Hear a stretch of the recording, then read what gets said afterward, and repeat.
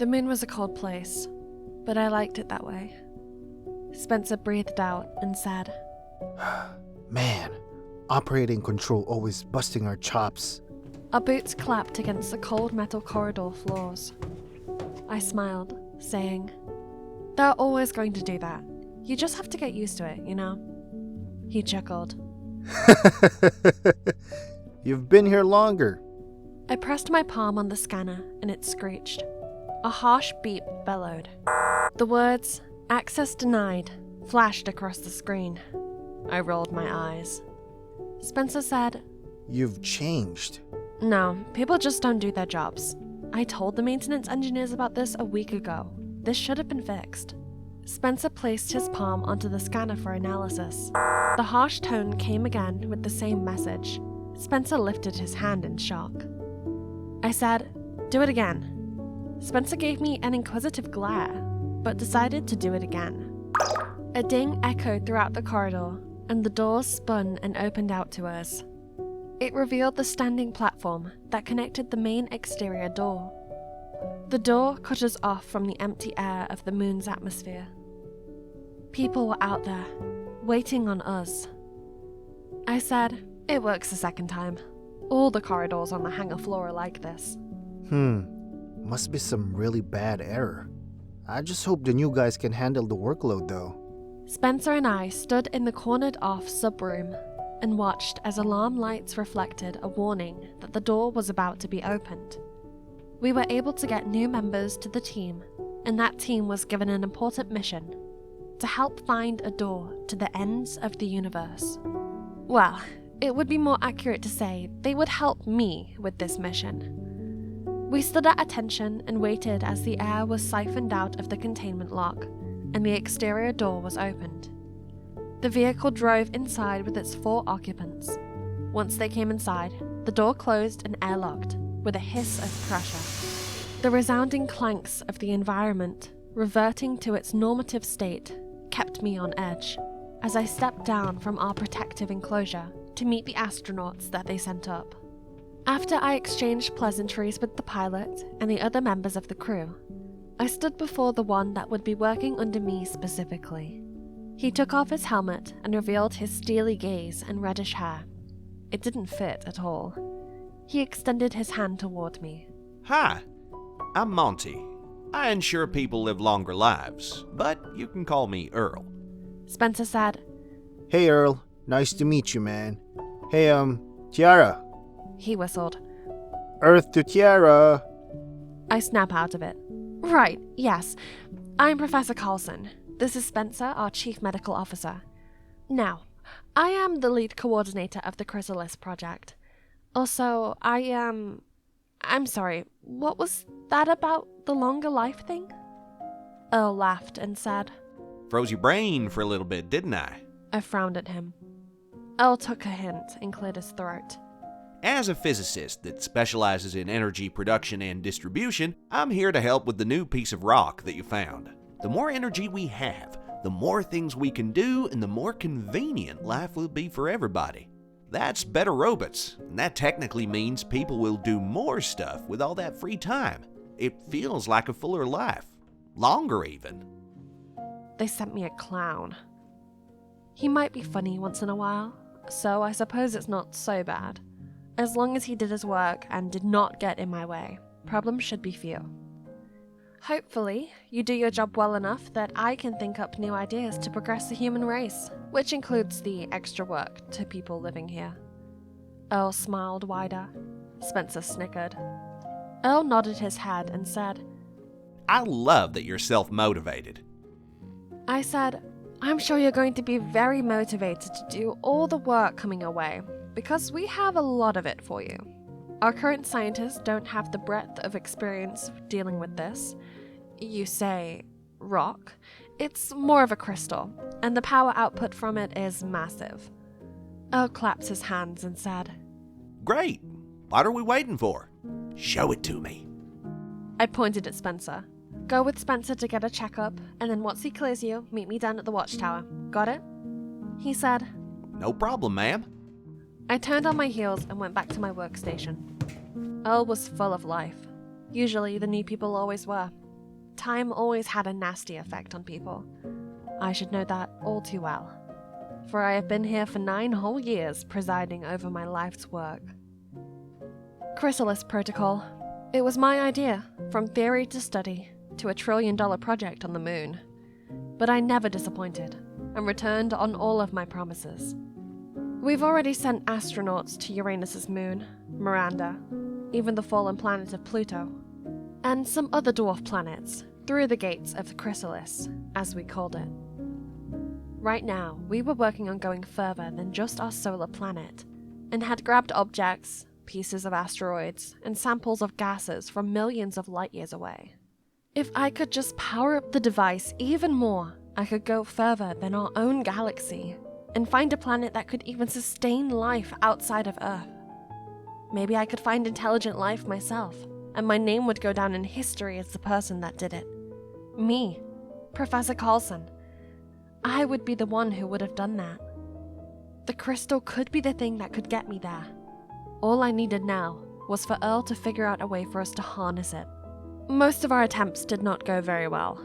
Command said he was a foremost expert in energy conversion, and was responsible for many of the solar systems created across the globe. They said if he couldn't do it, nobody could. We'll see if that's the case, because if he couldn't figure it out, then I'll do it myself. I never needed anybody anyways. My past was that, empty, and probably would remain so in the future. After, I did a checkup with the landing team and went to the Watchtower. It was there that my team and I watched over the poor souls that risked their lives to go through those gates. When we started this project, we had at least 5 deaths per month. Injuries were more common, and I lost count of those numerous incidents. Spencer was my godsend for such a reason. All of these deaths were kept from the public, because we knew they were too yellow to handle the truth. Even though I struggled to handle all of the ensuing injuries, I tried my best to make sure the experience of jumping through the Chrysalis gates was as safe as possible. It took me a couple of years, but we limited and decreased the deaths sharply. I brought up the camera image of the moon's outside surface that showed my lovely creation. The Chrysalis rings spun in counterclockwise spirals as the blue light of electrical current arched from each charge. It was a light that morphed together into a blooming hill. Crackles of its power beat against the silence of space and through my speakers. The jumping team rolled up in their vehicle. Hey, Miss Carlson. I turned to see Earl step up to me. "Got your bill of health?" I asked. Yep, good to go. Hey, is that it? I smiled and said, "Yes, that's it. This is my baby that's going to take us across the universe. When I'm done with this, we're going to make another gate, the jump team, all suited up and ready to take on the universe, approach the rings of the Chrysalis." Earl said, I think I heard it in the news. What about the planet you got those clear metal fragments from? I thought you would have sent out some men to that one by now. I input the instructions as the team stood in the center of the platform. The speakers belted out its occasional alarms about the redirection instructions and hostile atmospheres the sensories picked up on. I said, "Danbo 54, the moment they touched the ground of that planet, they would have been crushed by the high gravity." Oh, never mind. Carry on. Earl replied. A booming thud crashed through the speakers as the light blasted up into a 400-foot torrent. The camera shuddered from the force that hits it. Earl's lips moved in fascination at what he saw, and it brought a smile to my face as well. I pointed at the screen. "This technology is great, but half the battle is finding a habitable planet, or a planet that won't kill us, because of its poisonous atmosphere or negative cosmic effects. Like, for example, this one that the team is going to right now. They can only stay there for 5 minutes. Any longer than that and their suits are going to erode due to the heat. So we're pretty much raiding planets at this point. In and out. That's how we have to do it. On harsher planets, we have to send the droids, and they don't even survive." Light swirled like a whirlpool on steroids, and the moon reflected the glow of that whirlpool. It gave off a luster. I continued. That wasn't going to happen though, because I already mapped it out perfectly for them. The spot they're going to be transported to. We did atmospheric measurements. They'll be fine. Their vitals and signals from their suits were the best we got to go off on. Unfortunately, alarms flashed silently across my dashboard panel. The suits were taking too much damage way too quickly. A screech buzzed as a rainbow of alarm boxes made my blood run cold. Earl said, "It's falling!" I said, "I know. Garfield, reroute the power from the backup capacitron." The blue light fell in caustic waves like a dying whale. No, not now. We were not losing power now. My fidgeting hands moved quickly over the dials to regain control of the mission. Earl said, "Do you want me to?" "Don't worry, it's fine. It's coming on back," I interrupted him.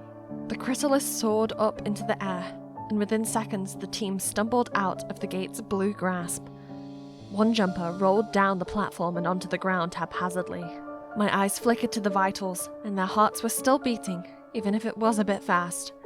I pressed a button on my panel. "Spencer, get your personnel to the hangar right now. We've had a rough return." Spencer's voice crackled over the speaker. Got it, Chief. Getting over there right now. I exhaled. Earl asked, "I suppose the rock isn't the only thing I came here for." I hated to admit it, but my greatest innovation wasn't perfect. It's a crystal, not a rock. But nothing's wrong with the Chrysalis. The problem is, as powerful as it is, it's only as powerful as the power it gets. This planet is one of the farthest we've ever sent our people to. It takes a lot of power to send anything that far. Anything close to the edge of the Milky Way galaxy, we run into power utilization problems. Earl said, "Hey, that's what I'm here for." We left for Lock Depot B10. That's where the mysterious object was found. The thing that mystified us the most. It was captured by a droid jump team. I said, "Security gave you the communicator, card, and room, yes?" Earl replied, "Yep, got it." The door opened. Earl and I stepped into the cold slate-walled room, with its glass screen giving us a front row seats to the crystal. Purple in color, it was jagged. Even in the dim light of the room, it shined like a diamond. But it was not as pure, because of its deep blue. It sat on a skinny metal pedestal, surrounded by nothing but air. But based on the readings it was giving off immense amounts of magnetism and radiation spewing forth from its core. So the glass screen protected us from its powerful brew. Wow, this is interesting. What substance is this made of? Earl asked. From the samples we took, nothing that could ever be made on Earth, or most of the planets within the Milky Way. All we know is the atomic structure is a web of hyper-heavy metals we would only see in a dwarf star, but it's tightly packed. It's compressed to a high degree. The few sample pieces we took damaged our nanoscopes and our other equipment. How? He asked. They explode, so we have to be gentle with it. But if we're talking about the power contained within, there is an immense amount of energy inside of that crystal from our readings. Earl rubbed his hands and smirked. Let me check it. His eyes were like a child on Christmas. He couldn't wait to see what this crystal was packing. Maybe we're more alike than I thought. Earl suited up in a hazmat suit and went inside with a slew of equipment in his satchel. I remained in the adjacent room and watched him at work. Earl said through the speaker on his helmet, I can feel the pressure from here. I said, it's the magnetism. That's why the tools you're using are mostly plastic. We had problems with that when we first interacted with it. All right. Let me see here. He lifted the scanner and waved its reader head across the crystal's aura. That aura fluctuated, and a strike of lightning burst from the crystal, through the scanner and into the wall. Earl yelped and backpedaled. Earl! I shouted. Earl turned to me and gave me a thumbs up. I'm good. Be careful, I replied. The last thing I needed was his dead remains on my hands. But Earl didn't miss a beat as he walked cautiously around the crystal. His earlier brush with death did not faze him at all. It was like he was more intrigued in reality. He used another scanner, but he had it at a distance, and set up a connecting wire to a machine which took more precise measurements. Earl kept his distance for a while as he set up a variety of scanners. I said, "What were you thinking, Earl? We've already measured its outputs. It will just fry your equipment, you know." Earl chuckled and said, You're right, and that's the thing I love about this. It hasn't fried me yet. I smiled. He was right. It was an odd substance, to say the least. But obviously, if he figured out how to tap into it, then that limit on the Chrysalis gate would be lifted like a bad memory. After some checks with the meters, he stepped forward. With his gloves, he dared to touch it. This reckless fool better not die on me now. Earl moved his hands around it. He lifted his hand and moved his fingers across the surface of the crystal. Earl flicked his finger up, stared at it, and rubbed it on his other fingers. I said, "What are you doing?" Where did you say you found it again? He asked. The planet this crystal comes from is in a planetary system with 3 suns, but this planet was surprisingly cold. But that's because it has an odd orbit, so it's going to be decades before it gets burned to a fiery crisp by one of the suns. I'm not sure if that's what led to the strange composition of this substance, but it's amazing. Our equipment picked up strange audio waves coming from a specific part of that planet. I could tell whatever was there was special. I directed the Chrysalis coordinates to that area, and we sent the droids to collect it. Earl said, 3 suns, huh?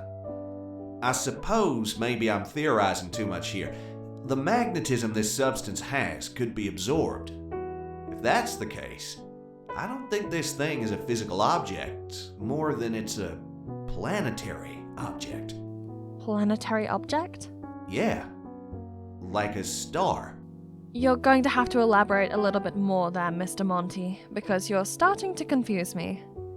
Earl stepped back and said, The closer I get to it, the tighter I feel. I'm not sure if it's a gravitational pull more than it's a particle attraction.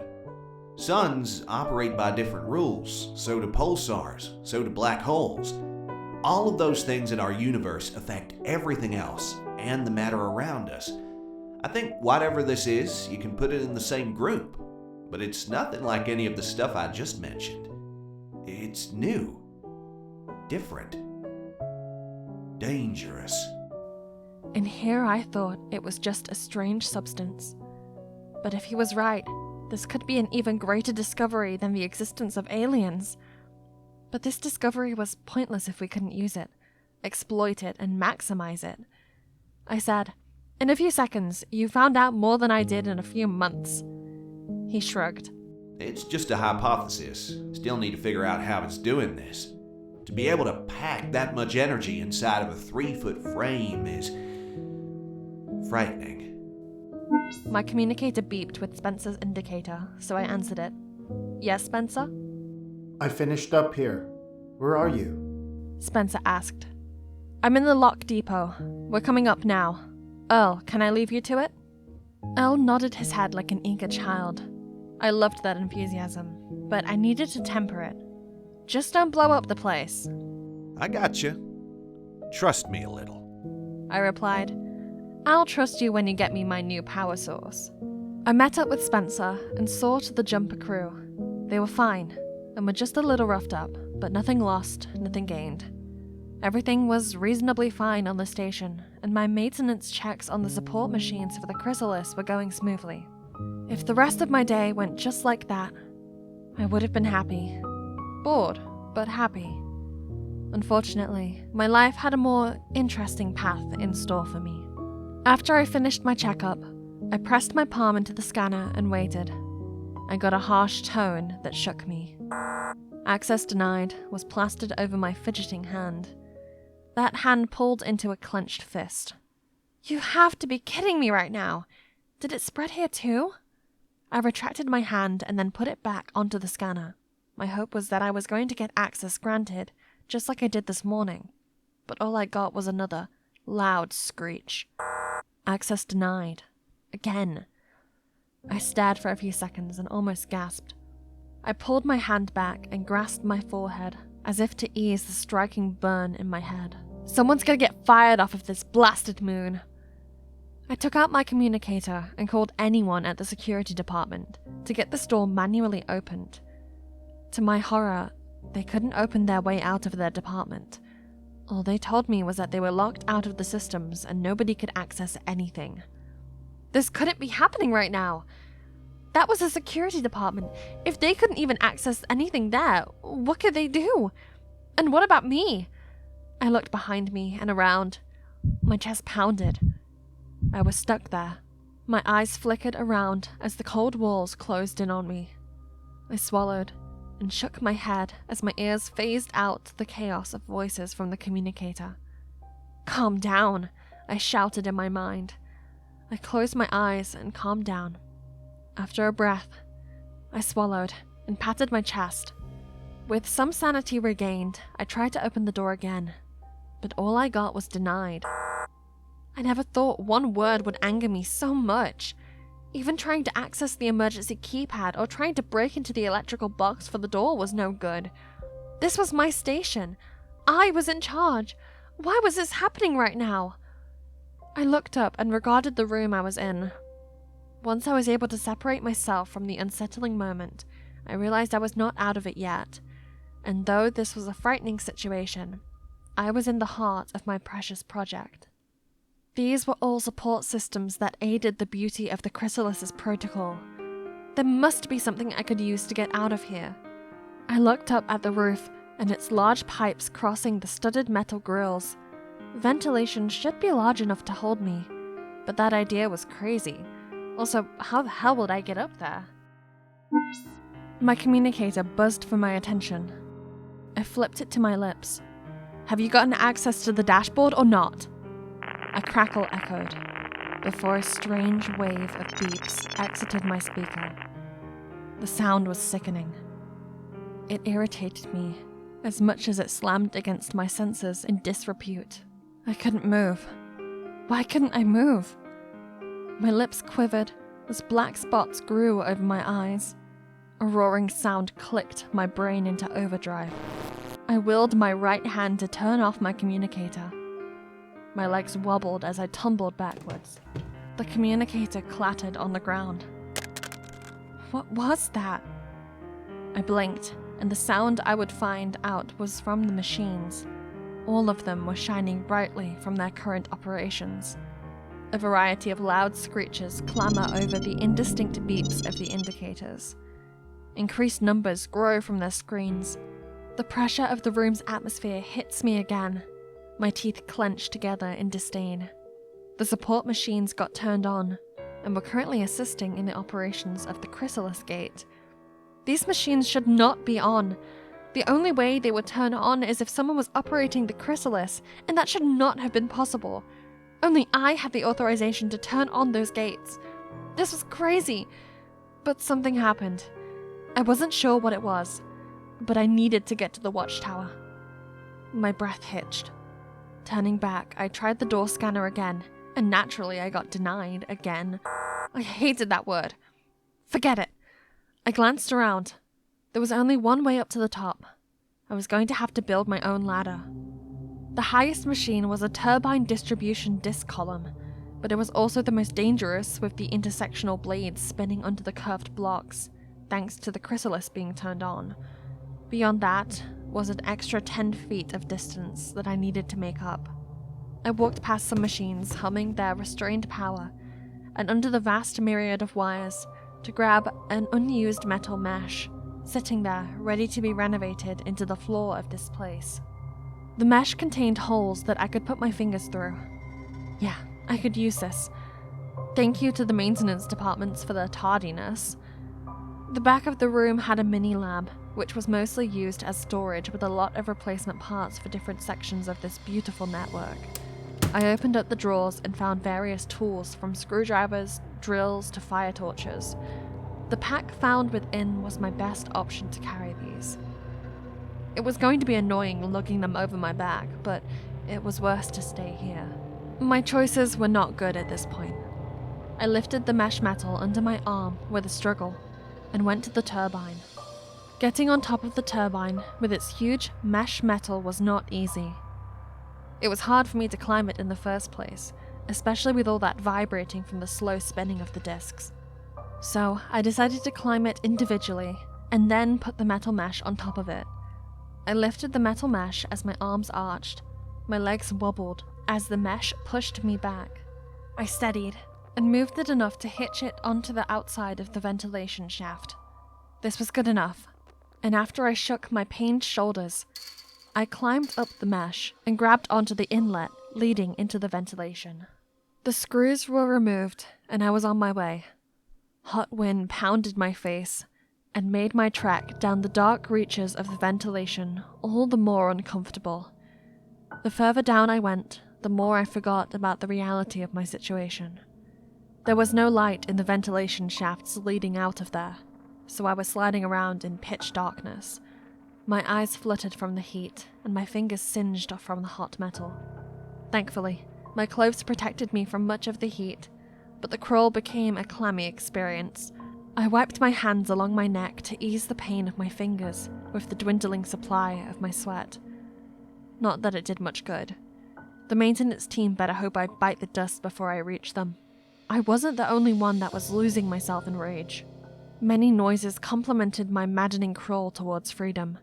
Some were shouts of distress, others cried like children who lost their parents, and a myriad of chaotic wails reeked me from my core. It was disorientating. I struggled to fight off the mental shackles that threatened to pull my mind into a bottomless pit. Focus. My resolve was not going to fall apart here, so I kept going. Everybody was falling apart. If I lose myself here, then it was over, and I am not going to lose control of this station. My project was here. This was my life. So my fingernails dug into the shaft's flooring. Skin scorched off my fingers as I pulled myself onward. I found myself in the reaches of another section of the station. The strands of light blasting from below gave me some hope. By then, my sweat was unnoticeable. I crawled toward it. The closer I got, the more noises echoed throughout these metal walls. My eyes stared down the open slits at the bottom of the shaft. It revealed a corridor.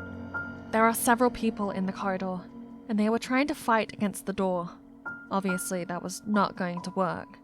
I was lucky I was in these shafts, or lucky enough my skin hadn't peeled off. This was going to be on me, but I needed to get to the Watchtower. I kept going, but I soon hit a snag. A dead end. Well, in a way, it was a blessing in disguise, for an attached latch laid in front of me. I could leave this place, but it was not the way to the Watchtower. This was still within the floor level of the depot.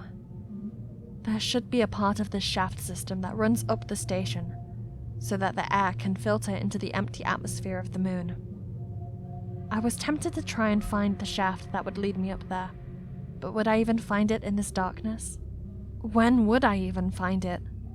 The Chrysalis was operating right now and time was not on my side. It annoyed me, but it was probably better I exit here, because this part of the complex had no connecting doors, and there were so many people here that could be of use to me. That, and I could use the elevator and stairway that connected to the depot and its many floors. If it worked, I could take a straight shot to the upper hangar ramp. That wasn't the Watchtower, but it was close to it. It was a risky shot, but it was my best shot. I opened the hatch and dropped it onto the ground. My left leg and arm ached due to my bad roll. I hated my life currently. My eyes widened and looked around. It was an empty room, and for a moment I missed the chaotic cries of distraught people. I groaned as I leaned up and staggered forwards. Going down the wider corridors of the depot was nice, but finding a soul was starting to worry me. The lock depot didn't have much staff available, but where was everybody? I reached the B7 elevator portal, which was a large platform that normally moved up and down the station's center vein. Vehicles and huge packages would go up and down the spine of the station with relative ease. My hand touched the scanner. It screeched after the scan. Denied. I lifted my hand off the scanner. This elevator was useless to me. Was coming down here even a good idea? I couldn't find anybody and the elevators weren't working. The stairway was my best option now. So I left the elevator portal and weaved my way down the corridors until I reached the 20-foot open door and its studded metal stairway. I was supposed to go upstairs, but I remembered an important fact. Earl and the crystal. That should be my second priority right now, but the emptiness of these corridors was starting to bug me. I needed to make sure that Earl and the crystal were okay. So I went down to the 8th floor and everything was fine, until I got to the 9th floor. I felt odd. My legs shivered as I rounded the stairway rails to get to the steps that led down to the 10th floor. I swallowed the bile that rised up my throat and never stopped. My shoes touched the floor, and a charge swept through me. It was exhilarating, yet unnerving. This was coming from that crystal. But that was not possible. There was a reason why we put it in that room. The electrical charges and waves shouldn't be able to escape that room. But they were, and the lights were fluctuating in and out due to the effects. This was not good. I was standing in a dead field and I wasn't sure how bad the radioactivity was. It didn't matter, for something implored me to continue walking. My breathing quickened as I went down the corridor. The fluctuating lights dazzled me. I didn't like this. When I reached the door leading to the room the crystal was settled in, it was wide open and an inviting shadow crawled on the floor. I opened my lips, but I couldn't find my voice. My instincts told me to keep my mouth shut.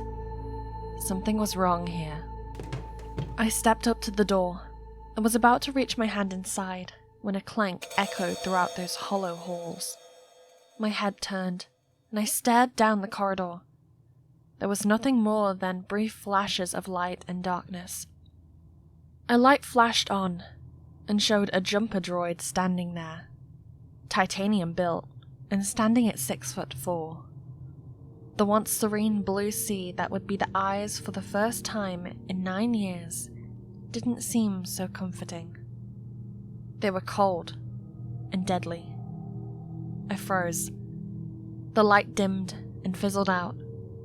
My quivering feet finally found the strength to step back. That same light flickered back on. That droid was not there anymore. I increased my speed as I stepped back from the door. The door groaned when it moved.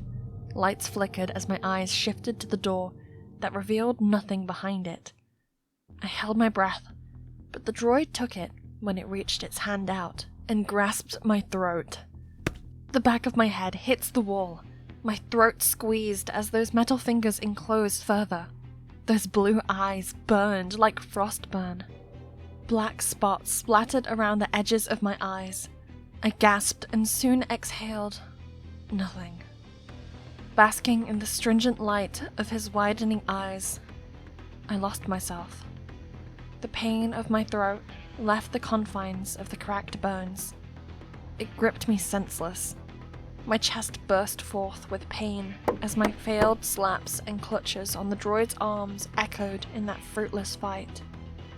I squeezed my blacked-out eyes shut, and no air escaped me. A thunderous thud gave my flickering eyes solace, and a gentle reminder of hope. The droid's head tilted back from the force of an object bashing into the side of it. Those blue eyes spun to the side, only to get that object swiftly crashed into its face. The droid's hand loosened, and air came in as quickly as the pain. I slid down the wall and hit the floor. Bile filled my throat. I coughed as I tumbled over. The rustic noise of that object hitting the droid rallied my confidence. I saw the boots of a person stepping over my legs in their advance against the droid. Who was this? I looked up, and my eyes squinted from the glare of an overpowering light. But I saw him. Earl. He fought back the droid with a fire extinguisher and smacked that piece of metal. The droid tried to throw its arm in defense, only to get its electric flayed head sent into the depths of the darkness. I shuddered from the clank of my head hitting the floor. The headless droid clasped Earl's arms, but Earl jumped back and pump-kicked that headless heap out of his presence. Earl dropped the fire extinguisher as the droid's body hit the floor. Both were motionless for a moment. Earl moved when his chest and his eyes deflated from their heightened state of alarm. "Monty!" He exhaled and nodded his head at me. Earl said, "Glad to see that you're alive as well." I coughed as I got up and laid my hand on his shoulder. "Thank you." "What the hell happened?" he said. I was hoping you had the answer to that question. "I don't know what's going on right now. All I know is I can't access the security. My backup passwords don't work, and someone turned on the Chrysalis without my permission. I can't believe this. The way I see it, I think we've been compromised. There's no other explanation for this. Somebody must have taken over the base." "Robots too?" he asked. I glanced at the headless droid that was fidgeting and gesturing aimlessly on the floor. That head brokered no complaints as it laid there with the dull blackened eyes and severed cables, now that it was aptly removed from its power source. I shook my head and said, "That's not possible. That's not supposed to be possible, because they're supposed to be on a different system. I don't know what's going on. We'll figure it out once we get to the Watchtower.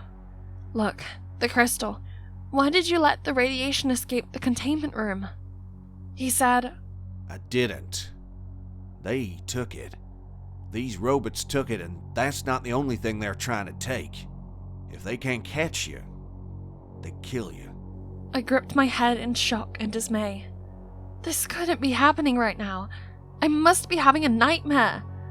Earl grabbed my wrists and said, "What the hell happened to you?" My face flexed back in surprise as he showed the blisters and burn marks on my forearms and palms. I scoffed, "A long travel through the ventilation shafts." I pulled my arms out of his grasp and spoke. "I'm fine. We need to get to the Watchtower. I need to know what's going on, and I need to find out now. Can you help me get out of the depot?" Earl stared with a frown, but finally exhaled in exasperation. You never had to ask. What do you suggest? You know this place better than me. As much as I wanted to find out why those droids took the blasted crystal, I had a dark feeling that it was connected to what was going on here, and it was also connected to where the Chrysalis was on. The most important thing was turning off that gate. As wonderful as an invention it was, there was a lot of security around the Chrysalis. It opened the door to other parts of the universe with almost no restrictions. It was great, because we could walk through to any part of the universe, but so could anyone else in control of it. That unknown anyone else was my problem. My mind could twirl in a messy variety of deadly consequences from this, but I was trying to keep positive in an event which would possibly result in the revoking of my commission. This was why I was the one who could turn it on unless operating control sent someone my backup passcodes on my unfortunate demise. I was still here, and there was no reason for them to send anybody those codes. Something worse was afoot, and I didn't like it at all. I was going to take the stairs to the hangar ramp. My problem is getting to the Watchtower from there, which is probably going to be difficult because I can't access none of the scanners for none of these doors. Can you bring something to hit these trash cans? Because I don't want to deal with these droids. Earl took up the fire extinguisher and glanced at its deformed shape. I'm going to need something else. All right, let's go. We walked briskly down the corridor. I asked, "Monty, did anything strange happen with the crystal after I left?" Nothing more than what happened before. Well, when those robots walked into the room, I was surprised they weren't affected by the electrical charges of it. It was like the crystal became tame and slowly dimmed in front of them, or it allowed itself to be taken. They didn't look at me, and I couldn't stop them. Allowed itself? What are you telling me right now, Mr. Monty? I asked. He made a facial shrug. I don't know. It's just a feeling. The other people I saw, they didn't have much success. I had to run. I couldn't do anything. Sorry, boss. I couldn't save it. I wish I could have. So, wait a minute. Hold on. Did they bash into the door or did they open it? Earl slowed his steps and turned around. Oh, they are the only ones that can go through the doors. I knew it. I can't believe I'm saying this, but we're going to need that droid. So we went back. We didn't need the whole droid, we just needed the arm. Earl still had his equipment, so all we had to do was provide power to the arm using an ad hoc battery. He wrapped it around the arm using a piece of his shirt sleeve and wired the sliced cables to the battery. Breaking into the matrix shield, Earl cracked the equations for the insertion and fired its new scope into a panel he prepared for himself. All he had to do was turn on its light streams and any scanner should react positively. Unless the coding in the scanner was changed to take into consideration the specific droid, this arm should get us throughout the whole facility. Earl led the way as I followed him to the elevator, where he lifted the arm's palm to the scanner. The light glowed from inside of the metallic structure, and streams of light beamed down at the scanner. I waited and swallowed. The scanner beeped favorably and shined its approval. Clanks and groans cried out from the elevator. Earl smiled. It worked. Come on. We swiftly jumped on and were taken up the station without hesitation. My fingers fidgeted so much that I decided to slide them into the pockets of my jacket. I looked up and knew we were getting closer. Earl said, What do you think we'll find when we go up there? I held in my rage and calmly said, The person I'm about to fire? Earl snickered and watched the walls pass them by without fail. If what you said is true, I don't think this is going to go over without a fight. Who knew what was going to happen? I just wanted to get up there. No one touched my stuff without my permission. Nobody. Everything else I would worry about later. A loud metallic groan echoed. I looked around. Earl tensed up as his hand gripped his satchel strap. The elevator slowed down. I said, Someone must have requested for it to stop.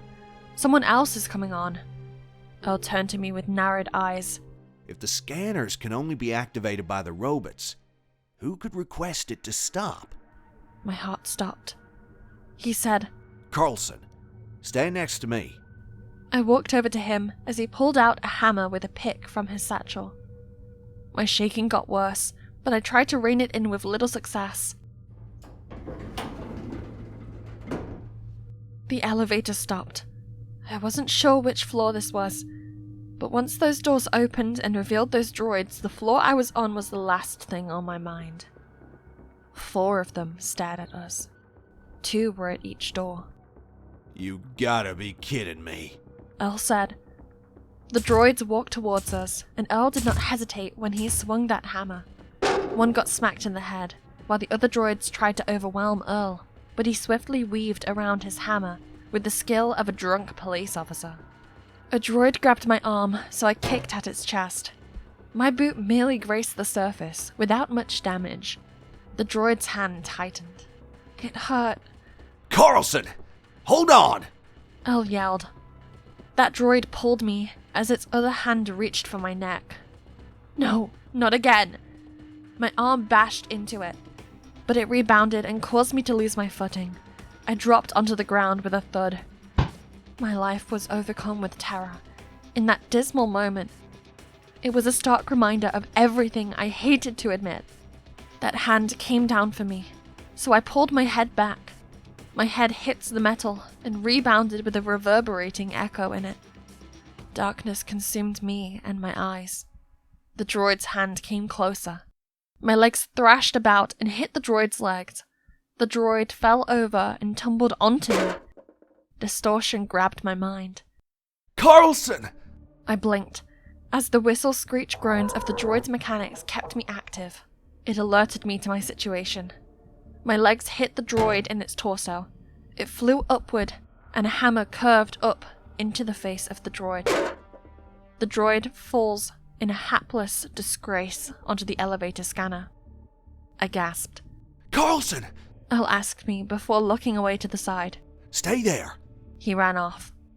I was too scared to get up anyway.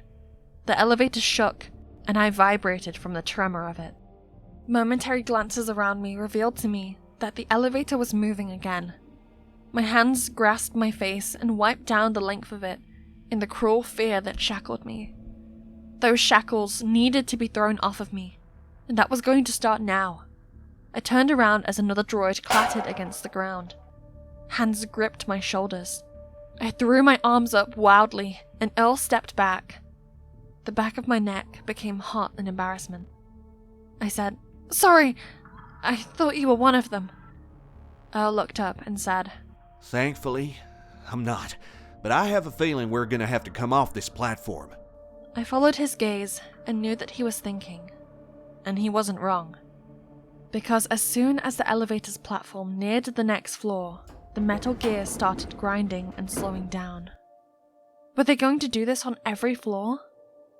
"Oh no," Earl said. "You got any bright ideas? Because we can't keep doing this on every floor." Every floor? We didn't even get past the underground floors, and there were 6 floors to go.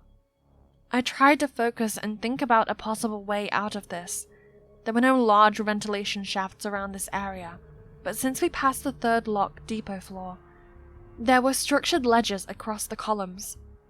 Those ledges supported the contagion-sealed water channels. They were open passageways that led into the water basin, around the main actuator drill. If we could climb up from the many glass bridges connecting the water systems depot toward that drill, we could get into the depot floor and navigate our way to the stairway.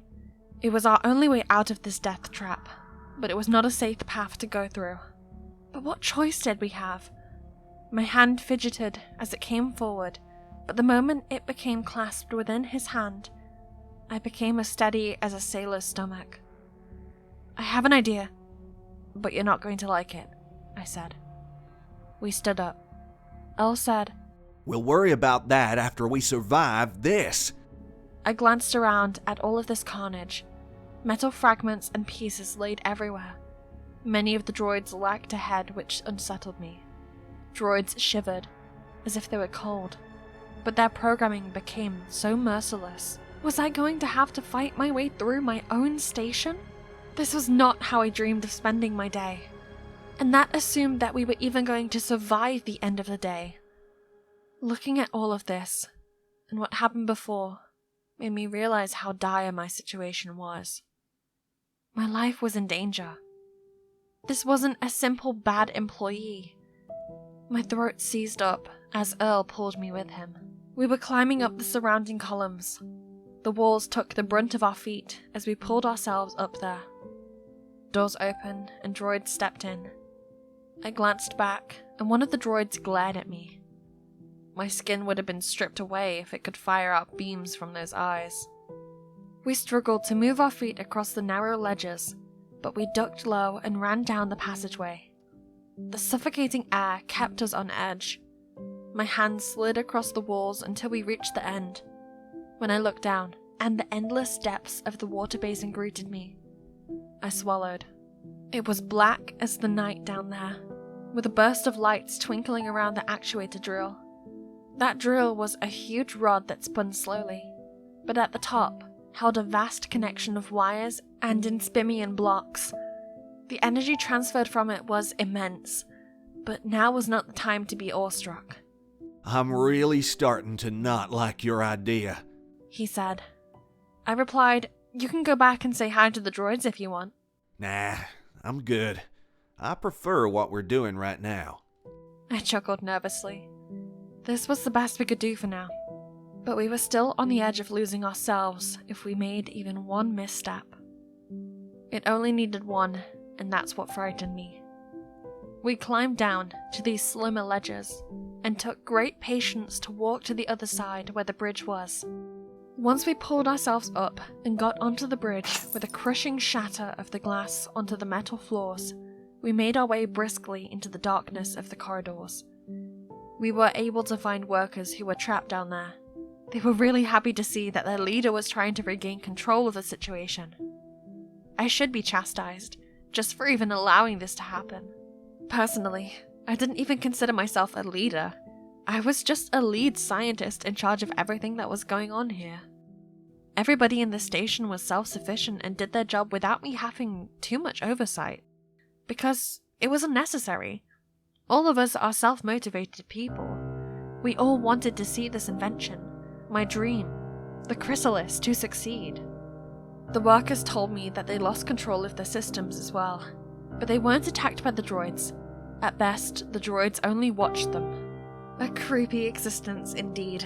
And Earl remarked that it was likely the droids did not want to kill us, only to contain us. So that's probably why he attacked Earl and I moving around the facility. And they didn't want that. A lot of water was being rerouted to a specific part of this place. It was the food and garden circulation plant. I asked if there were any cameras that they could see.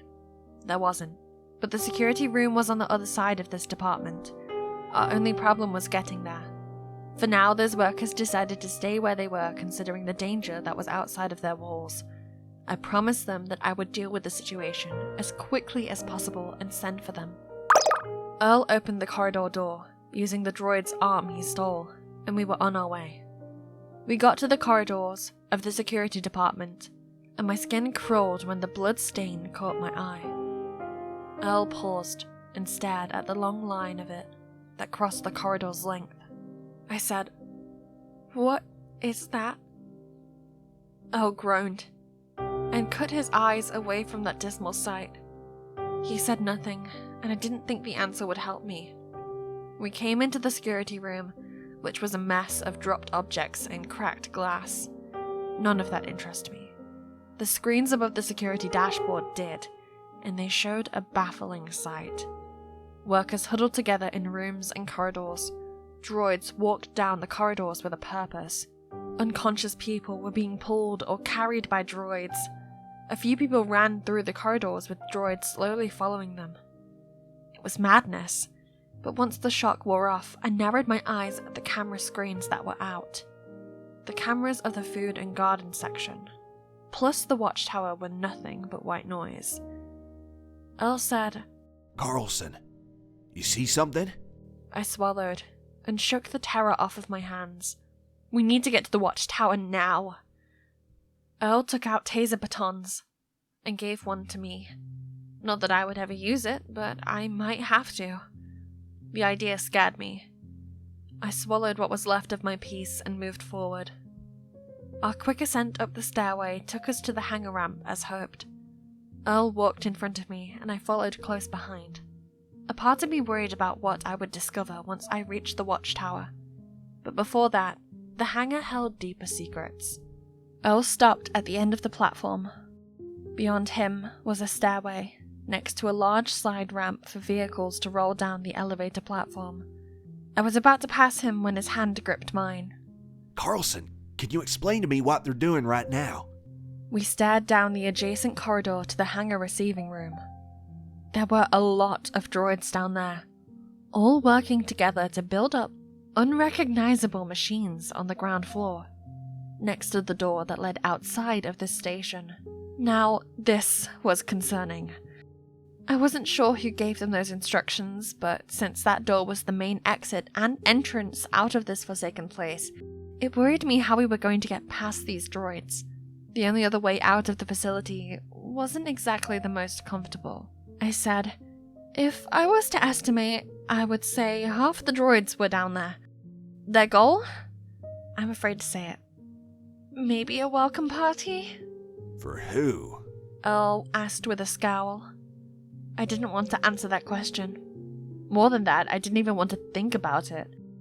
They couldn't see us from up here, and that was a sign that we shouldn't go down there. I needed to get to the Watchtower, so we kept moving up. As much as my heart pounded with each step I took, there was a sense of relief that came with us getting closer to the Watchtower. Earl and I were now walking in the corridors surrounding the Watchtower. There was something different about this place. Was it because I couldn't find anybody? Or was it because no droids were nearby? Earl glanced around with more scrutiny, but I didn't feel any safer. Something was wrong. I blocked it out. I didn't care. An unsettling rage came with the knowing I neared my goal. I was almost there. Just a little bit more.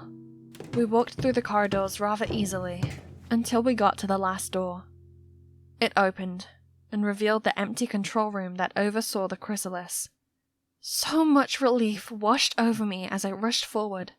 From the blinking lights and the carnival of sounds, the Chrysalis was operational. My hands reached over the dashboard and froze colder than my blood. By the gods, what is that? Earl's voice crept into my subconscious. I became stone and stared up in surprise at the monstrosity. This couldn't be happening right now. I must have been dreaming. Things, living things, moved down from the platform and walked onto the brittle rock surface of the moon. These things came out of the light storm of the Chrysalis in droves. Based on my rapid count and eyelid flutter, there were probably under 100 of them in the area of the Chrysalis gates. My lungs squeezed into a swiveled up piece of skin as I shuddered in horror. We stood there, confounded by the sight. I couldn't measure how big those things were, but based on their sizes in comparison to the landing platform, I would say around 5 feet. They hopped around, whether in sick merriment or because of their hunched over backs. Earl and I stared with slacked jaws, unsure of ourselves, as much as we were of our eyes. I finally broke the silence. Who did this? It's funny, that would be the first thing that would come out of my mouth. I didn't ask about the species of these alien or which planet they came from, or what goal they had in mind to come here en masse. None of that mattered except who brought them here. This didn't just magically happen. Somebody took over the droids. Somebody opened up the gates of hell to these things and allowed them on the moon, and even knew exactly where they were to even pinpoint their entrance into our lives. Earl said, Who? So wait, you didn't do this? Or maybe the someone was a something. I needed more information, and I needed it quickly. My fingers worked swiftly on the dashboard below, but nothing responded to me. I waved my open palm over the scanner and got a loud denial. My hand ripped open the under compartment to reveal the alternative dashboard. I flipped the switch and turned it on, but it gave me a flash of colors instead of the prompt that I needed. My access to it was also denied when I used its scanner. What was this? Some type of computer virus that took over the whole place? It irritated me so much I decided to try the keypad. I would just put in the emergency passcode and command override everything. The sound of the door opening made my heart chill like an iceberg. I asked, Earl? A clamoring thud made me pull my head out from under the dashboard. Earl swung the baton and sent a droid flying from the entrance. That droid bashed into an army of droids. The whole corridor was filled with them. My lips quivered in terror. Earl stabbed the baton into the metal arm connected to the scanner on the outside. The internal energy weaved throughout the wall. Sparks flew as the baton shot out. A droid grabbed Earl. Earl tried to push himself off. I froze. I needed to do something. My legs never listened to my wishes, and I broke down with their unsettling quiver. They were pushing Earl from the door, and if the door was any wider, they would have already overcame him with ease. Those droids were coming for us. They glared at me, and if they passed Earl, they would take my life in glee. I was sure of it, yet I couldn't move a muscle. My teeth clattered from the shaking, and so did my bones grinding under the weight of my fear. I was nothing more than a coward. Earl growled as he pushed his hand in one of their faces, only to get a riveting punch to his gut from the other. Their metal legs stepped inside of the room, and that's when an insistent bell pierced my brain. My eyes closed when I grabbed my baton and jumped up. I gritted my teeth and swung into one of the droids. That droid shuddered from the shock. And so did Earl, and all the other nearby droids. I forgot. The electric current traveled from one droid to everybody else, but it worked. As soon as Earl sank back, he pump-kicked into the droids. Those droids dropped into the other droids behind them, and they fell like dominoes. Earl shut the door with the stolen arm, and when necessary, knocked away the flailing arms that reached for his face and shirt. The door squeezed shut and snapped off the wayward arms. Earl fell back and choked on his restrained breath. He wheezed and closed his eyes in tremor. I hesitated. Earl inhaled deeply and said, Thanks. That made me feel a little better, but that didn't last long. A resounding thud shattered our calm. That became a myriad of thuds as the droids pounded the door, trying to get in. Earl got himself up. Hope drained off of my face and out of my heart. It left me, witless, like a broken winged bird. I said, We're stuck in here. Earl breathed easier, but he sounded stilted when he said, Sorry about that, but we'll figure it out. Could we? I wasn't even sure anymore. My eyes closed, and I swallowed my self-pity, for it was time for me to dedicate myself to something more important. I input the emergency password and got it to flash some colors. Shapes proceeded to flash the words across the screen. This was good. Now we were getting somewhere. The screen blacked out and blinked intermittent white flashes for a few seconds, until it blacked out completely. I groaned in annoyance and hit the wall of the computer system in frustration. Earl asked, Any luck? I snorted, got up and said, Ugh, try that arm thingy quick. I can't believe this. My fist bashed into the dashboard. Earl calmly used the droid's arm, but a firm denial was sent back in our faces. Of course it wouldn't work. Droids didn't have access to that. I was supposed to be the only one with access. I said, I'm locked out of the system. My system. My creation. My life's work. I bashed my clenched fist into the dashboard. Who is it, huh? Only the droids pounding the door, hoping to get their hands on us, kept me sane. Earl lifted his hands towards me. Ms. Carlson, settle down. I glared at him. He stepped back. I blinked and forced the rush of pain that crossed my forehead to the back of my mind. Carlson? He said. I replied, I know. Earl said, Look, I don't know what's going through your mind right now, but I think we gotta stop this, don't you think? I already assumed that, but that didn't mean I had an idea just lying around waiting to use specifically for this moment. The more I think about it, there were only a couple of theories that could explain what's going on right now. All of them were bad for us, if they're true. Obviously, one of the jumpers brought back something. A contagion. Probably machinery-like in nature that had infected the droids and the systems within this place. Now those droids were preparing a welcome party for a horde of aliens that I had no information on. I thought we were careful about that, but obviously we messed up. Spencer would be a godsend right now if I could find him, but if he was in the medical center, he was nowhere near us. I growled in frustration. To say that we were in deep trouble was an understatement. Then there was that crystal. If what Earl said was right, the crystal's absence was eerily odd. I felt like if I found that crystal, I could find out what was going on around here. Earl said, If anything, we can go through this glass. He knocked the pristine surface that complemented the front of the control bridge. Then we can navigate our way down to the hangar from here. That place was filled with droids, but I did not utter that out of my mouth.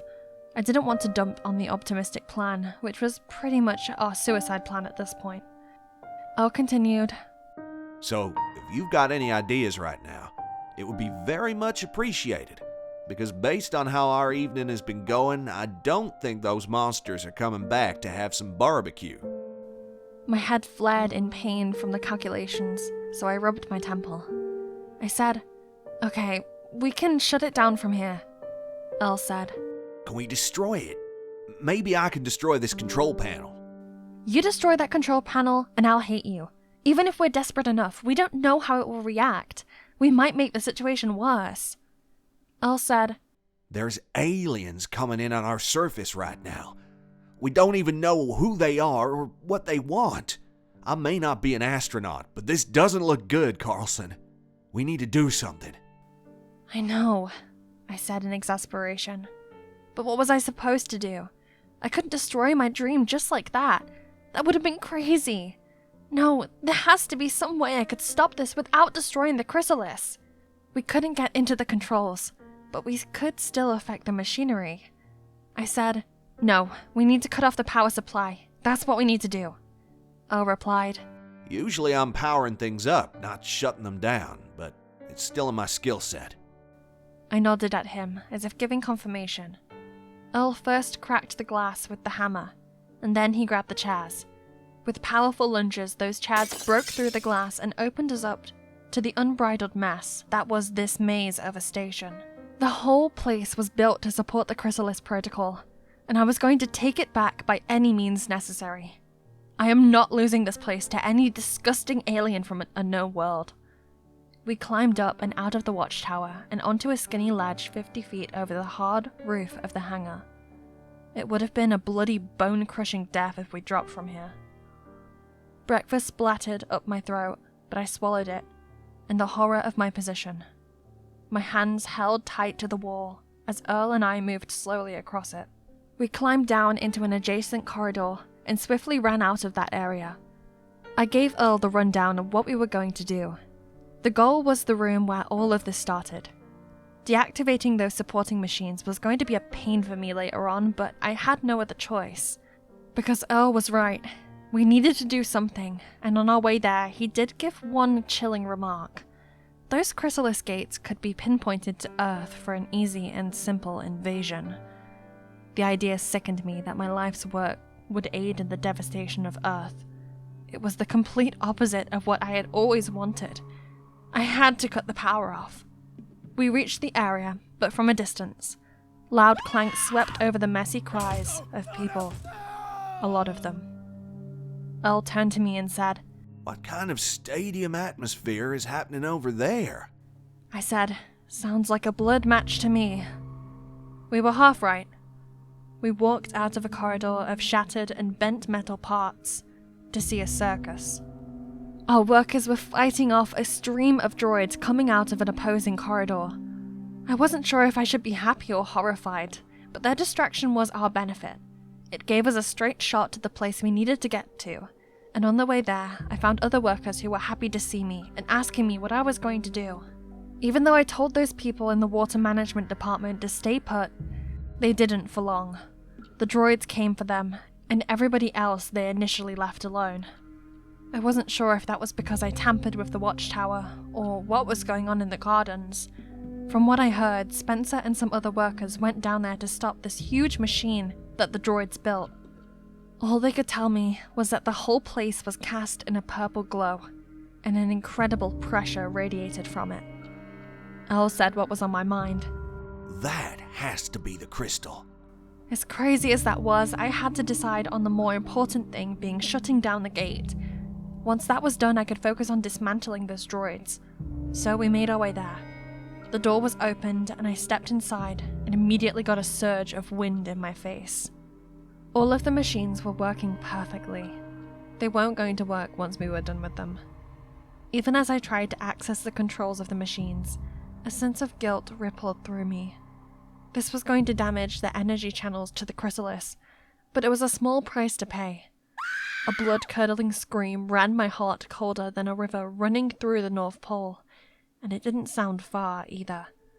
Earl was already looking at the open door. He gestured to me and said, "Continue what you're doing. I'm going to lock the door." Was that going to really help?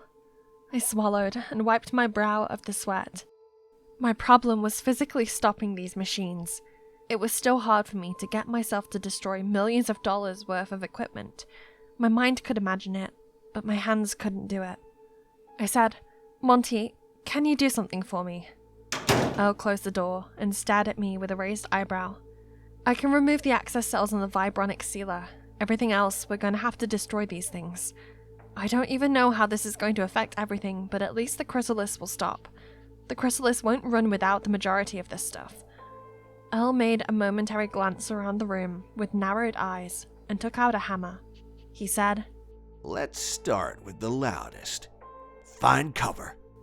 Earl threw the hammer into the turbine, and a crushing series of clanks reverberated throughout the room.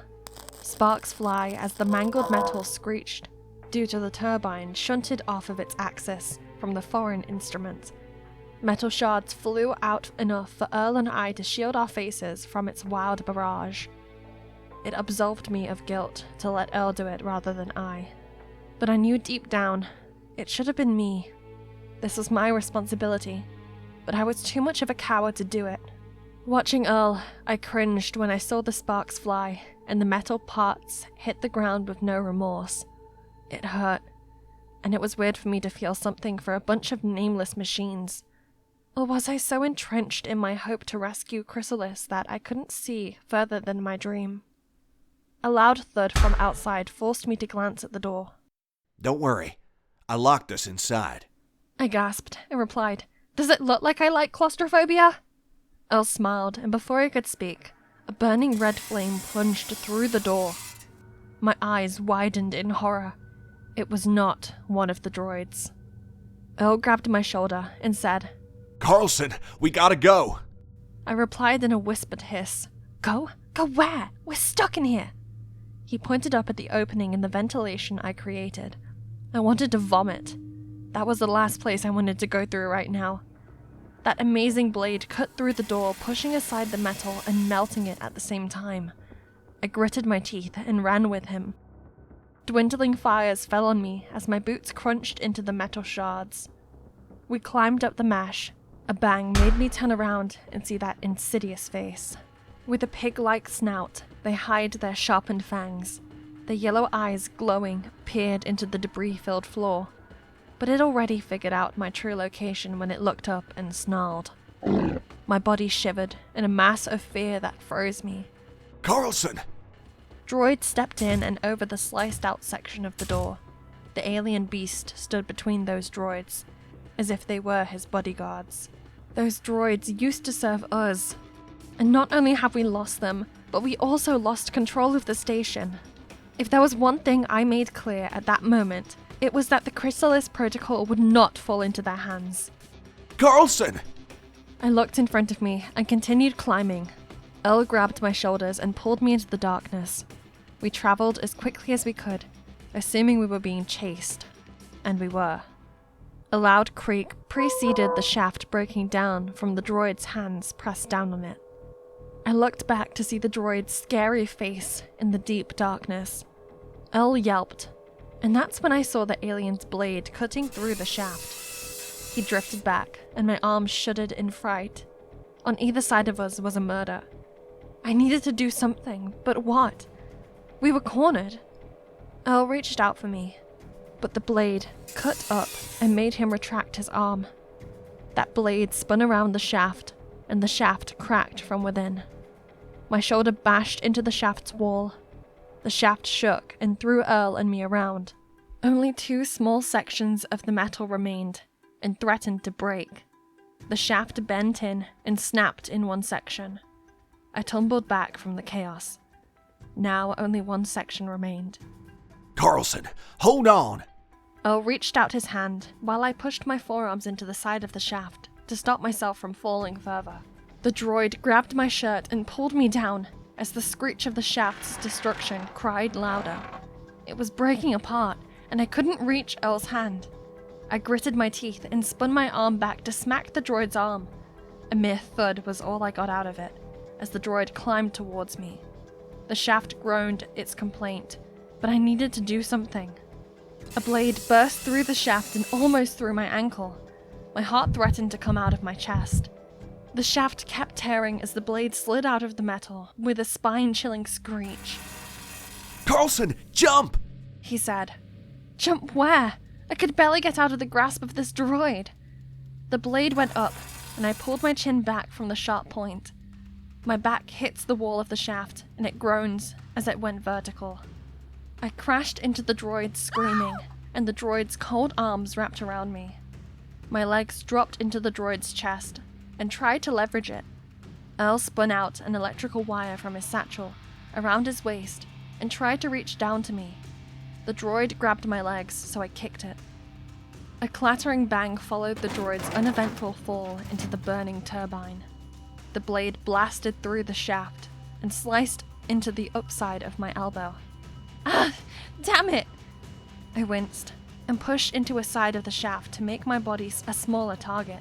The blade pulled out of the shaft, and the shaft creaked loudly as the last piece thinned. Heat crept up my back and neck, so sweat made my grasp on the shaft's walls more difficult. Grab on, Carlson! Earl stretched his hand down. I stretched out my arm, only for the blade to cut up, but my arm whirled back. Grabbing my baton, I curled it and hit the blade. The alien's unsettling growl shook the walls. My hand vibrated and my shoulder quaked from the radiating energy. The baton exploded and fired off into the wall of the shaft. It shattered. I slid down the shaft, but Earl grabbed my wrist. My boot swung over the fire as the shaft crashed into the turbine. Earl pulled me up, and I grabbed his other arm. I dangled for several seconds as Earl pulled me up and over the shaft's edge. My restrained breath coughed out as more smoke filled the room. Earl gasped and wheezed. I said, "I can't do any more." Earl replied, "Forget that. We can do it. We just need to get ourselves together. All right?" I groaned and rubbed my bleeding cut along my elbow. My confidence was failing, and I wasn't sure if I could keep this up much longer. After some seconds of despair, clarity washed over my eyes and senses. I was close. The Chrysalis was now off, so the only thing we needed to do was get out of there.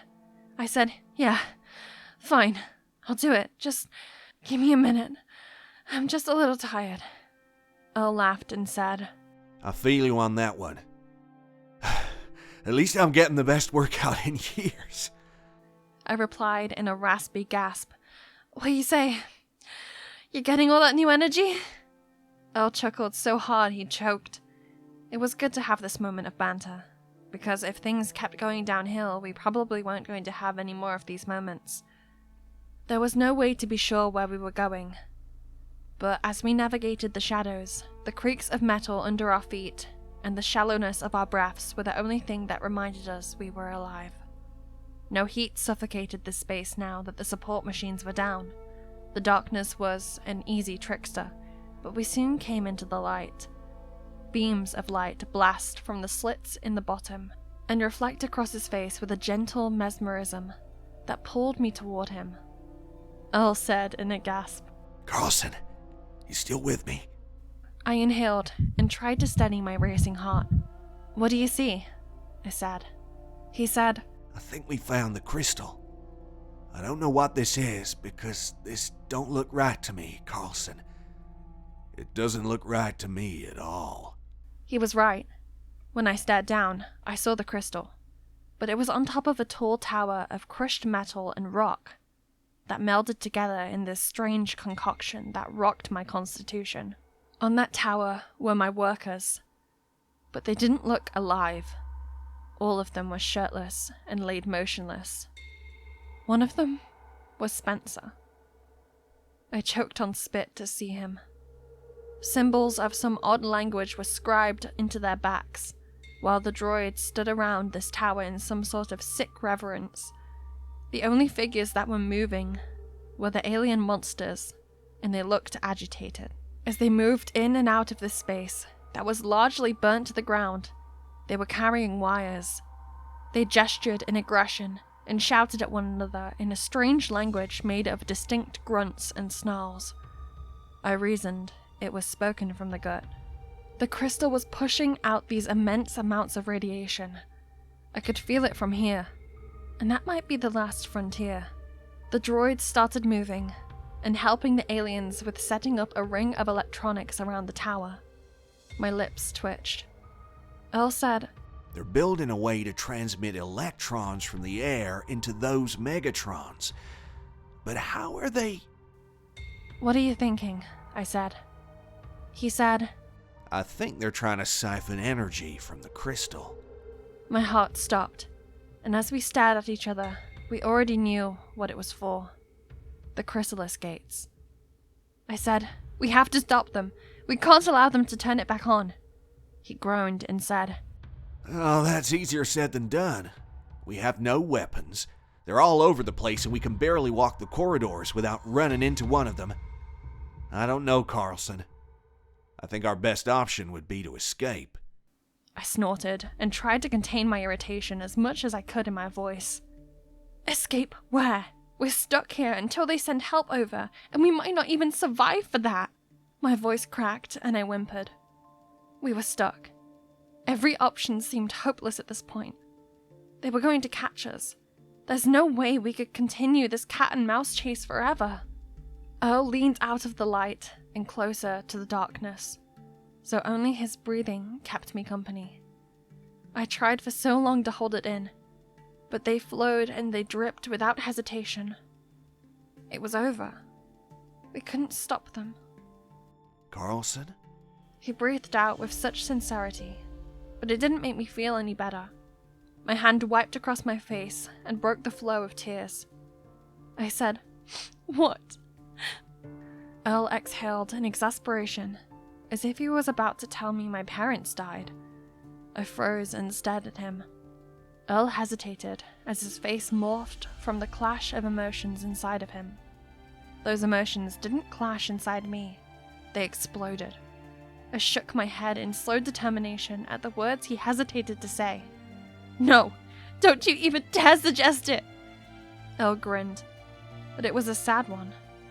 He said, I don't think we have much of a choice. I gasped and whipped my head back in shock. "You're crazy! You can't be serious! No! Absolutely not! We can't destroy it!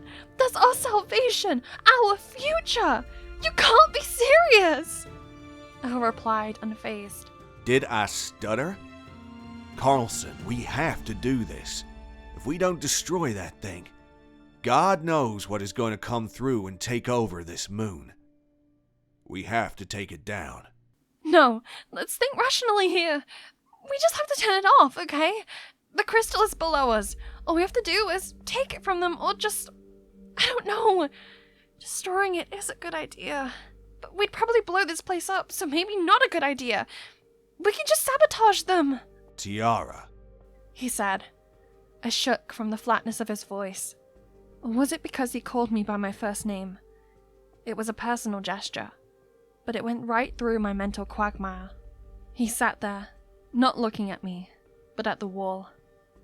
Earl Monty looked like a hopeless wreck, reaching for something more than his station. In that moment, he looked so dismal. It was not a sight that I was comfortable with, and neither were the emotions that ran through me. Those emotions were crushed under the boot of my sprint towards a better existence. I was so close to my dream, and now I was being tasked with destroying it. This was a nightmare, but I was never going to wake up from it. I closed my eyes as Earl went on. Tiara, I know. There was no way he knew what I was feeling. He said, I know. Tiara, please, I need your help. We go down there, they're gonna kill us. We can't fight off those droids or those aliens, but we can destroy the actual gates of the Chrysalis if the security around it is small. And it might be because a lot of them came here. And if we do that, they'll be stuck, just like we are. It wasn't a bad idea, but it wasn't good either. On top of that, it was just risky, and a slap to my face and all the years of work I've done. I said, I can't do it. Earl continued. If we don't end this, we won't have a human race left to see your creation. What creation? I was about to end that existence. There was nothing to celebrate. Even if I rebuild it back, it would take more years of my life. And that was after 9 blasted years of my life already. I exhaled and balled my fist. HT62GA1 KGD capital J 4 ASMG capital P : Is that it? Earl asked. When I opened my eyes and stared up at his dazzled gaze, I swallowed my fear and said, I can't do it. You're going to have to do it. Especially if I don't... Hey, don't start getting depressed on me. We're gonna get out of here. All right? He said. I couldn't answer that. Everything was a mess. A part of me didn't want to hope. Not anymore anyways. Even then, the passcode might not even work, which put us under more pressure. I said, we're going to need many ways to do this. Can you build explosives? Earl nodded his head and said, We're going to need supplies, but yeah, I have a vague idea of how to do it. That was the only assurance I needed. We used the ventilation shafts to go down to the depot level. Earl and I gathered suits and as many supplies as we could, and we needed to do it in short but numerous sprints. Moving through the station now was a pain in the neck, but we needed to keep moving. One good thing was that the aliens and their little pet droids were so focused on the crystal and putting down the rebellion of my staff, it left huge chunks of the station free for raiding. But we kept our discretion, for there was no way that we could get caught or be seen. From there, our next option was the other exits out of the station. There was another hangar that was at the rear of the station, but using that hangar was suicide, even though there was less security. Earl was going to have to hate me some more, but our best option was going down the water basin and coming out at the fabricated river at the back of the station. If we took a vehicle, we could have gotten to the gate platform in under half an hour if we walked there. It was going to take 2 hours, 3 if we were struggling to. That was the risk and struggle we were going to take. It was better than staying here and dying anyway. We came out of the murky sludge wearing our suits and pounds of gear. The suits took most of the weight, but it was going to be a huge grind for sure. Earl spoke through his speaker after an annoyed groan. Girl, you giving me way too much work. I would have laughed, but now was not the time, so I said, "Welcome to working for me. Come on." At least it was pitch black, so the Chrysalis was not operational, and I was going to make sure it stayed that way. Our walk was not pleasant. The cold surface of the moon, with its unyielding ridges and pits, made it a treacherous journey. Using a reflection of the sun, we were able to catch a glinting glare that beamed off one of the gates. That was the only thing that guided us, if not our resolve. The closer we got, the more I sweat. They were going to find out what we were about to do. It wasn't going to take that long, plus I wasn't even sure what I would find once I got there. It was nerve-wracking, until I saw the beautiful curve of the gates and no living thing. Perfect. Their overconfidence of themselves and underestimation of us humans were going to be their downfall. We walked up to the platform, and Earl marveled at the size of it. He said, Wow. Amazing. It's kind of sad that we're about to destroy this. I said, "Set up the explosives. It won't take down the gates, but it will damage them. If you can cut the wires, that would be great. Give them no hope of repairing this thing. Make sure it has nothing worth using." He said, Aye, aye, Captain Carlson. I crouched and breathed out in frustration as I pushed my hand into one of the tiles. That tile screeched and descended. A flickering glow of brown and gold came out of the hole. Lines formed and they separated to reveal a keypad with a digital screen. I tried the passcode on the command panel and it activated. Okay. It was clear whatever affected the computerized systems in the station didn't extend to the manual confines of the Chrysalis. The images changed on the screen, and a beep proceeded to prompt connection to the station systems. I immediately pressed the buttons to disconnect the transmission. After that, I circumvented the protocols and ran a code to burn the Chrysalis bracket files. Numbers and words sped on the screen from top to bottom. Earl pulled out a bottle and drenched the large, curving gates of the Chrysalis with flammable liquid. It was soon going to be over. A beep echoed. I blinked when the numerals froze, and a red flash of light passed over the screen and wiped it clean. The screen showed a mess of red and black flashes. A distant growl traveled through the silence of the moon, when there shouldn't have even been a pin drop. I stood and looked behind me. My heart skipped a beat as dust raised in the empty air and blocked sight of the station. I said, "Earl?" Earl looked up and his eyes widened. He muttered, Son of a... I said, "Start the fire, quick! They're coming!" Earl moved quicker. As for me, I was locked out of the controls, and that's when I saw it. A colourful wave raised and spun over the station. It was like watching the hands of God, and its vibrancy changed between so many colours, but everything phased into a purple hue. I wasn't sure if it was the crystal or my imagination, but as the vehicle sped towards us, none of that mattered. Earl grabbed my shoulder and said, We got to get off. I saw no blue light blazing from the gates, but a glowing red one flickering and crawling up the gates like pests searching for food. We jumped off the platform and watched it all burn. Everything burned. He said, It's funny. I came here to fix stuff, not destroy. I shivered in fear and said, I'm glad you came. Earth couldn't have done this without you. Without both of us. He swallowed and said, There won't be a shred of us once they reach us. I closed my eyes and inhaled. The words left my twitching lips. Whatever. I've done my duty. I built it, and I was the end of it.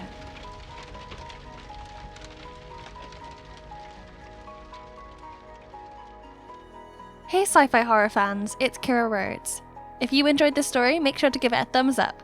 Also, if you'd like to become an official member of our channel, you can do so by clicking on the join button. Membership starts at $5 only, and remember, stay cosmic.